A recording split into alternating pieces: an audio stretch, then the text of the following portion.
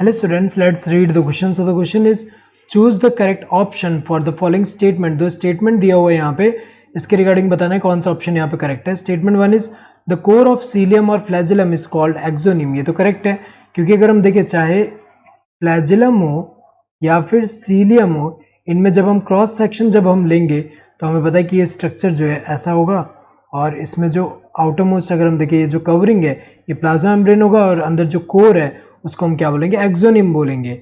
और इसके अंदर होता क्या है हमें पता है कि इसके अंदर अगर हम देखें तो इसके अंदर का स्ट्रक्चर अगर हम देखें तो सीलियम एंड फ्लैजिलम में हमें पता है कि जो माइक्रोट्यूब्यूल्स होते हैं वो कैसे अरेंज होते हैं.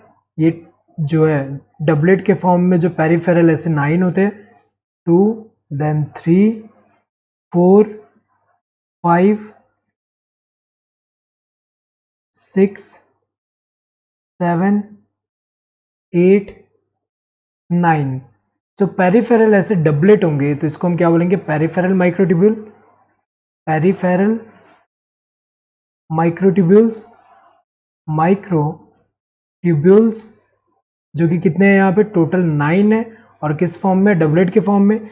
सेंटर में ऐसे 2 होंगे, सेंटर में अगर देखा जाए ऐसे 2 होंगे और ये जो सेंटर वाले जो हैं इनको हम क्या बोलेंगे, इसको हम बोलेंगे सेंट्रल माइक्रोट्यूब्यूल.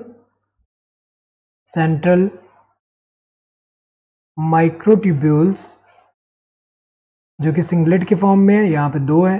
सो 9+2 के मैनर में यहाँ पे प्रेजेंट है. और यहाँ अगर देखा जाए यहाँ पे क्या होता है कि यहाँ पे अगर हम देखें जो सेंट्रल माइक्रोट्यूब्यूल्स होंगे ये किससे यहाँ पे कवर्ड होंगे, ये जो है अगर हम देखें तो जो सेंट्रल ट्यूब्यूल है ये कनेक्टेड किससे, ये जो है ब्रिज से कनेक्टेड है. और ये जो है किसके अंदर होंगे, दोनों के दोनों अगर हम देखें सेंट्रल शीथ जो होता है, सेंट्रल शीथ के अंदर होंगे. ये जो सेंट्रल शीथ है यहाँ पे अगर देखा जाए शीथ लाइक जो स्ट्रक्चर है ये सेंट्रल शीथ है, इसके अंदर एंक्लोज्ड है. तो अगर देखा जाए यहाँ पे ये जो होता है यहाँ पे और क्या प्रेजेंट होता है, यहाँ पे अगर देखा जाए तो यहाँ पे रेडियल स्पोक्स भी प्रेजेंट होते हैं. यहाँ अगर देखा जाए तो जैसे कि ये रेडियल स्पोक्स जो होंगे यहाँ पे, ये रेडियल स्पोक्स ऐसे होंगे, ये जो रेडियल स्पोक्स जो होंगे ये ऐसे जो प्रेजेंट होंगे. तो अगर देखा जाए ये वाले स्ट्रक्चर में, तो ये स्ट्रक्चर में हमें पता चल रहा है कि ये वाला जो स्ट्रक्चर है इसमें जो सीलियम एंड फ्लैजिलम जो होता है इसमें जो कोर है इसको एक्सोनिम बोल रहे हैं. सेकंड स्टेटमेंट अगर हम देखें central tubule are connected by bridge and is enclosed by central sheath. तो अगर देखा जाए ये करेक्ट है क्योंकि सेंट्रल जो माइक्रोट्यूब्यूल्स होते हैं वो कनेक्टेड किससे है, ये कनेक्टेड किससे है यहाँ पे, it is connected by bridge. ये क्या है, ब्रिज है, ये क्या है, ब्रिज है.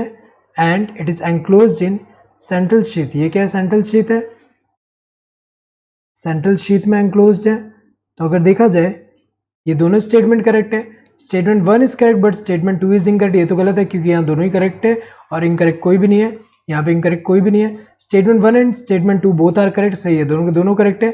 Statement 1 and statement 2 both are incorrect, गलत है क्योंकि कोई भी इनकरेक्ट नहीं है, दोनों यहाँ पे बोला गया दोनों इनकरेक्ट है जबकि ये दोनों करेक्ट है. Statement 1 is incorrect but statement 2 is correct, ये भी गलत है क्योंकि अगर देखा जाए दोनों के दोनों यहाँ पे करेक्ट है, कोई भी इनकरेक्ट नहीं है. Correct answer would be the second one. Hope you understood the question. Thank you and all the best.